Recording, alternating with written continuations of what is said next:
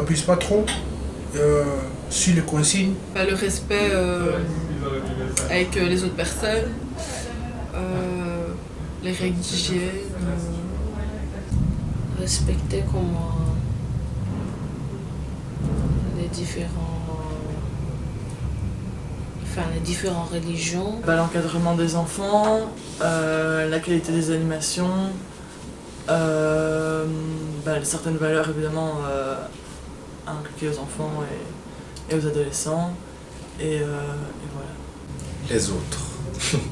Selon moi, je pense qu'au sein d'un centre de vacances, c'est surtout de la vie en communauté, donc ça apprend à vivre avec les autres, à gérer ton groupe, à réussir à t'y intégrer, réussir à intégrer tout le monde, et voilà, c'est du respect, de la bienveillance, de la bonne humeur, voilà.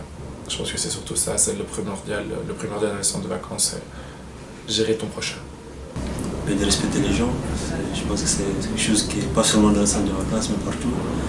Et d'entretenir un bon rapport avec les autres et de s'amuser. Je pense que c'est ça le principal.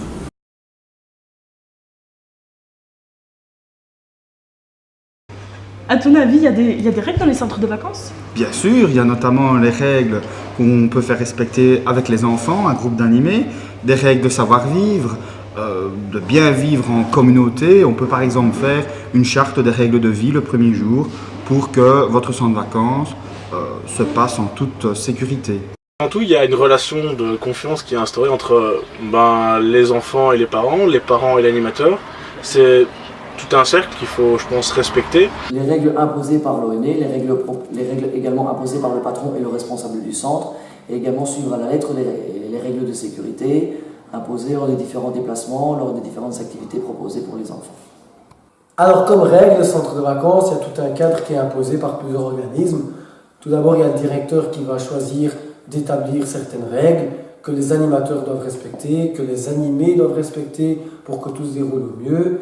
Il y a notamment toutes les règles relatives à la sécurité. Donc on doit encadrer les enfants en fonction du nombre d'enfants, le nombre d'animateurs en dépend. On essaye de bien regarder pour traverser.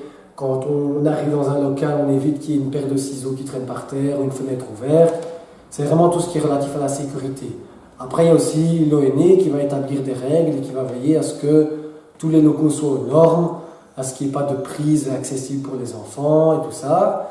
Il y a aussi les sapeurs-pompiers qui ont leur mot à dire pour voir si l'infrastructure est correcte et qu'elle répond aux normes de sécurité pour les issues de secours et tout ça. Et donc, c'est à peu près tout. Alors, il doit respecter la sécurité autant des bâtiments que la sécurité pour les enfants, le bien-être des enfants, c'est toujours important. Il faut respecter les règles de l'AFSCA, vu qu'on propose des repas aux enfants, respecter les règles de l'ONE, toutes les règles en matière de détecteur incendie, de défibrillateur, etc.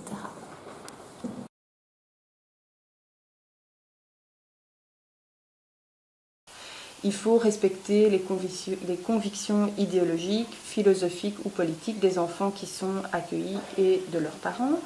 Il faut respecter le code qualité de l'ONU. Il faut également définir un projet d'accueil qui est communiqué aux parents, mais donc qui est aussi accessible aux parents. Et ce projet d'accueil comprend un projet pédagogique qui définit et fixe les objectifs particuliers du centre de vacances, toujours en cohérence avec les objectifs définis par l'ONU, et un ROI, donc un règlement d'ordre intérieur, qui définit les modalités pratiques de fonctionnement du centre de vacances. Alors, il faut également donc s'engager à proposer des activités variées, ça c'est évident, qui vont favoriser donc la participation de tous dans une optique d'éducation permanente et qui exclut toute forme d'animation spécifique de type apprentissage des langues, par exemple, c'est assez typique. Il faut pouvoir disposer d'une infrastructure qui est fixe ou mobile, qui est adaptée, qui répond aux normes d'hygiène et de sécurité. Il faut pouvoir également avoir des assurances, en tout cas être en ordre d'assurance avec les différents types d'assurances. Il faut pouvoir se soumettre à l'inspection de l'ONE. Il faut également s'engager à assurer des normes minimales d'encadrement d'un point de vue quantitatif et qualitatif. Donc d'un point de vue quantitatif, c'est la présence d'un coordinateur du centre de vacances sur place présent pendant toute la durée du centre de vacances. Et pour les animateurs, il s'agit d'un animateur pour 12 enfants quand les enfants ont plus de 6 ans, ou un animateur pour 8 enfants quand les enfants ont moins de 6 ans.